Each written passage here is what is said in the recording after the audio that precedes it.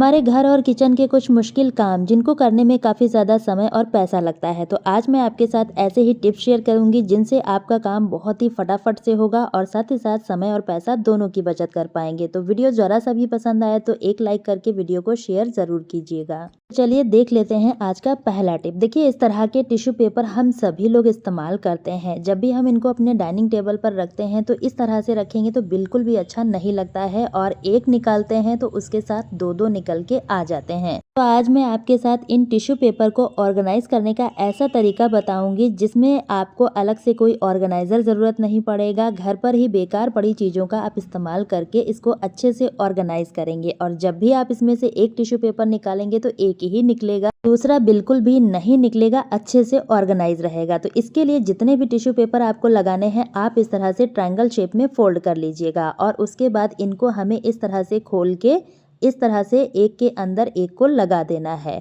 जैसे मैं आपको करके दिखा रही हूँ, आपको सेम तरह से सारे टिश्यू पेपर को लगा देना है और यकीन मानिए दोस्तों, इतना ज़्यादा ये सुंदर लगता है जब आप इसको अपने डाइनिंग टेबल पे रखेंगे। और दूसरा ये कि हमारे टिश्यू पेपर भी अच्छे से ऑर्गेनाइज होते हैं, एक निकालेंगे तो एक ही निकलेगा। अब इस तरह से देखिए, थोड़ा थोड़ा गैप करते हुए हमें इसे नीचे के साइड लगाते जाना है। जितने भी टिश्यू पेपर आपको लगाने हैं इसी तरह से थोड़े थोड़े गैप में आपको लगाने हैं और इस तरह से ये हमारा एक कोन शेप में बनके तैयार हो जाता है। अब देखिए, मैंने यहाँ पर सारे टिश्यू पेपर को लगा दिया है। मैंने बहुत ही स्लोली करके दिखाया है ताकि आपको अच्छे से समझ में आ सके। अब यहाँ पर आप कोई भी ग्लास ले लीजिए या फिर कप ले लीजिए, उसमें आप इसको लगा दीजिएगा। इस तरह से ये देखने में बहुत ही अच्छा लगता है और जब भी आप इससे टिश्यू पेपर निकालेंगे तो एक ही निकलेगा, दूसरा इसमें से बिल्कुल भी नहीं निकलता है। तो इस तरह से हमारा डाइनिंग टेबल भी अच्छा लगता है और टिश्यू पेपर भी बहुत ही अच्छे से ऑर्गेनाइज हो जाते हैं। आप देख ही सकते हैं, दूसरा पेपर बिल्कुल भी नहीं निकला है और यहाँ पर अगर एक ही ग्लास या फिर कप बचा है उसका आप यूज़ भी कर सकते हैं। आई होप आपको ये ट्रिक भी पसंद आया होगा। अब देखिए, इस तरह के पॉलीथीन हम सभी के घर में होते हैं। सब्जी वगैरह लाते हैं तो हम इनको इस तरह से रखने के लिए एक बड़ा पॉलीथीन लेते हैं और उसके अंदर सारे पॉलीथीन को भर देते हैं। अब देखिए, कभी कभी ऐसा होता है कि हमें किसी एक कलर का पॉलीथीन चाहिए होता है तो हम सारे के सारे निकालते हैं, तब जाके हमें उस कलर का पॉलीथीन मिलता है। तो आज मैं आपको इन्हें ऑर्गेनाइज करने का ऐसा तरीका बताऊंगी जिससे स्पेस बहुत कम लगेगा और सारे पॉलीथीन अच्छे से ऑर्गेनाइज हो जाएंगे और जिस भी कलर का आपको पॉलीथीन चाहिए वो आपको फटाफट से मिल जाएगा। तो इसके लिए आपको करना क्या है, इस तरह से देखिए, पॉलीथीन को हमें बराबर कर लेना है, मतलब अच्छे से इसको हमें खोल लेना है, फोल्ड यहाँ पर हमें नहीं करना है। तो यहाँ देखिए, छोटे बड़े जो भी पॉलीथीन है आपको इसी तरह से बराबर कर लेने हैं। अब उसके बाद हमें लेना है एक सेफ्टी पिन और इस सेफ्टी पिन की मदद से हम इनको बहुत ही अच्छे तरीके से ऑर्गेनाइज करेंगे ताकि हमारे समय की बचत हो और साथ ही साथ हम अगर इसमें से कलरफुल पॉलीथीन निकालना चाहते हैं किसी एक कलर की तो वो हमें अलग से ही दिख जाए और हम फटाफट से इसको निकाल पाएँ।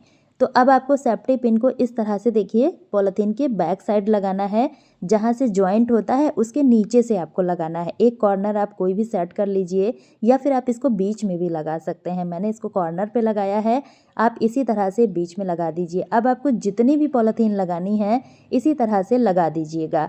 यहाँ देखिए, सारी पॉलीथीन मैंने लगा दी हैं। अब इनको आप हल्के हाथों से प्रेस कर दीजिएगा ताकि ये अच्छे से सेट हो जाएंगे और यकीन मानिए स्पेस बहुत कम लगता है इससे। तो इस तरह से देखिए, मैंने इनको सेट कर दिया। अब चलिए मैं आपको दिखाती हूँ इसे हैंग करके।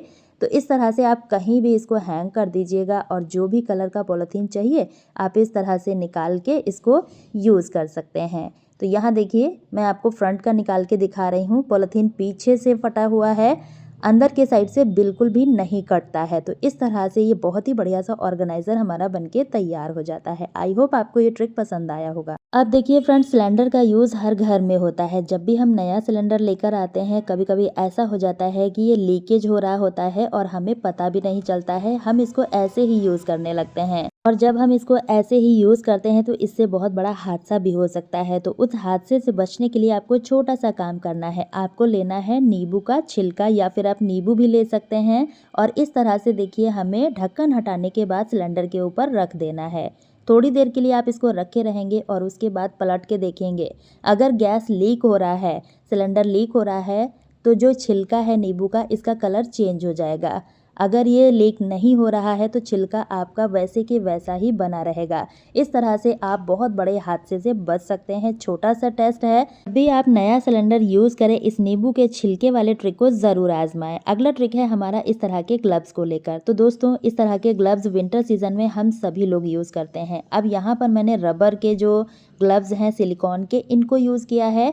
इनको जब हम वियर करते हैं तो ये तो स्लिप नहीं होते हैं, लेकिन जो पॉलीथीन वाले ग्लव्स होते हैं उनको हम वियर करते हैं तो आपने देखा होगा बार बार वो सरकते रहते हैं, खिसक जाते हैं और हमारे हाथ से निकल जाते हैं।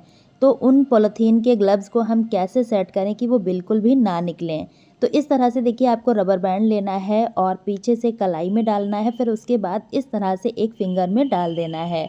इस तरह से अब आप इसको डाल देंगे रबर बैंड को तो ग्लव्स बिल्कुल भी नहीं निकलेगा। इस तरह की परेशानी हमें पॉलीथीन वाले ग्लव्स में आती है, तो आप इस तरह से इनको फिक्स कर सकते हैं। बहुत ही छोटा सा ट्रिक है लेकिन बहुत ही काम आता है। तो उम्मीद करती हूँ ये वाला ट्रिक भी आपको पसंद आया होगा। देखिए मैं आपको फिर से करके दिखा रही हूँ। इस तरह से आपको रबर बैंड को ट्विस्ट करना है और फिंगर में डाल देना है। इससे हमारा ग्लव्स अच्छे से सेट हो जाता है, बिल्कुल भी नहीं निकलेगा। एक बार ट्राई करके ज़रूर देखिएगा। अगला ट्रिक है हमारा अदरक को लेकर। देखिए विंटर सीजन में अदरक भर भर के आता है और काफ़ी ज़्यादा सस्ता भी होता है, तो हम इसको ज़्यादा क्वांटिटी में ले आते हैं। लेकिन आपने देखा होगा हम जब इसको स्टोर करते हैं तो ये बहुत जल्दी से ख़राब होने लगता है, सड़ जाता है। तो इसको स्टोर करने का मैं आपको छोटा सा ट्रिक बताऊंगी जिससे अदरक बिल्कुल भी ख़राब नहीं होगा, बहुत ही लंबे समय तक चल जाएगा। तो इसके लिए हमें एक साफ़ जार ले लेना है और उसमें हमें अदरक को डाल देना है। जितना भी अदरक आपको स्टोर करना है आप यही ट्रिक फॉलो कीजिएगा और आप देखेंगे अदरक बहुत ही लंबे समय तक चलेगा, बिल्कुल भी ख़राब नहीं होगा। तो यहाँ देखिए मैंने अदरक को इसमें डाल दिया है। अब हमें इस तरह से डालने के बाद इसमें डालना है पानी, जो कि हम नॉर्मल पीने के लिए इस्तेमाल करते हैं। वो पानी हमें इसमें भर देना है। पूरा अदरक का जो जार है इसको हमें पूरा ऊपर तक भर देना है। अब ढक्कन को आप लगा दीजिएगा, उसके बाद आप इसको फ्रिज में स्टोर कीजिएगा। बिल्कुल भी ये अदरक ख़राब नहीं होगा, काफ़ी लंबे समय तक चलेगा, ना ही सड़ेगा ना ही गलेगा। तो यहाँ देखिए मैंने फ्रिज में इसको रख दिया है और इसका पानी आप चेंज करते रहिएगा तो अदरक बहुत ही लंबे समय तक चलेगा। अब देखिए फ्रेंड्स यहाँ पर मैंने ली है कैंडल, 2 कैंडल मैंने ली है। आपको जितनी ज़रूरत है उतना आप ले सकते हैं और इसको हमें कद्दूकस कर लेना है। उसके बाद एक चम्मच से हमें मेज़र करना है। तो ये जो कद्दूकस किया हुआ कैंडल है ये हमें 1 चम्मच लेना है और इसको हम एक पैन में डाल देंगे। उसके बाद हम इसमें सरसों का तेल डालेंगे लगभग 1.5 चम्मच के करीब और उसी के साथ हम इसमें डालेंगे नारियल का तेल, ये भी हमें लेना है 1 चम्मच। और उसके बाद हम लेंगे एलोवेरा, अगर आपके पास मार्केट वाला है तो भी आप ले सकते हैं या फिर प्लांट वाला है वो भी आप ले सकते हैं। 1 चम्मच हमें लेना है और इसी में डाल देना है। उसके बाद इसको हमें अच्छे से गर्म करना है। इसका यूज़ हम कैसे लेंगे वो भी मैं आपको बताऊंगी। इस विंटर सीज़न आपके बहुत काम आएगा। यहाँ देखिए मैंने गैस की फ्लेम को ऑफ करने के बाद इसमें डाला है हल्दी, अच्छे से मिक्स करना है। जब ये थोड़ा सा ठंडा हो जाए उसके बाद हमें एक डिब्बी लेनी है और उसमें इसको हमें डाल देना है। थोड़ी देर बाद आप देखेंगे ये बहुत ही अच्छे तरीके से सेट हो जाता है। इसको आप बनाकर 15 दिन या फिर महीने भर के लिए स्टोर भी कर सकते हैं। विंटर सीज़न में हम सभी की एड़ियाँ बहुत ज़्यादा फट जाती हैं, कभी कभी तो खून भी आने लगता है। अब आप इसको बना के रखिए और रात में सोने से पहले आप इसको अपने पैरों पे लगा लीजिएगा। इससे आपकी एड़ियाँ बिल्कुल भी नहीं फटेंगी। आप देख ही सकते हैं मेरी एड़ियाँ बिल्कुल भी नहीं फटी हैं। तो मैं हमेशा इसी क्रीम को इस्तेमाल करती हूँ। कितनी भी फटी एड़ियाँ हों आपकी बहुत ही अच्छे तरीके से सॉफ्ट बनी रहेंगी। तो इस तरह से देखिए मैंने इसको अच्छे से लगा लिया है। उसके बाद आपको सॉक्स लेना है और इसको पहन लेना है। इस तरह से जब आप इसको पहन लेंगे तो आप देखेंगे आपके बिस्तर में भी ये क्रीम नहीं लगेगी और आपकी एड़ियाँ सॉफ्ट और मुलायम बनी रहेंगी। आप इसको ज़रूर से इस्तेमाल करके देखिएगा, आपकी एड़ियाँ बिल्कुल भी नहीं फटेंगी। और इसमें हमने जो भी चीज़ें यूज़ की हैं वो सारी की सारी हमारे घर पर ही मिल जाती हैं। तो उम्मीद करती हूँ ये वाला ट्रिक भी आपको पसंद आया होगा। दोनों पैरों में हमें सेम तरह से इसको लगा लेना है और आपको ध्यान देना है पैरों में धूल मिट्टी बिल्कुल भी नहीं होनी चाहिए। अच्छे से पैर साफ करने के बाद ही आपको क्रीम को लगा लेना है। इसको लगाने के बाद आपकी एड़ियाँ कभी भी नहीं फटेंगी। एक बार आप इसको ट्राई करके ज़रूर देखिएगा। उम्मीद करती हूँ आज का वीडियो आपके लिए हेल्पफुल रहा होगा। आप इस वीडियो को कहाँ से देख रहे हैं कमेंट बॉक्स में ज़रूर बताइएगा, ताकि हमें भी पता चल सके हमारी वीडियो कहाँ कहाँ से देखी जा रही है। और वीडियो देखने के लिए लिंक एंड स्क्रीन में है, आप वहाँ से देख सकते हैं। मिलती हूँ नेक्स्ट वीडियो में। बाय।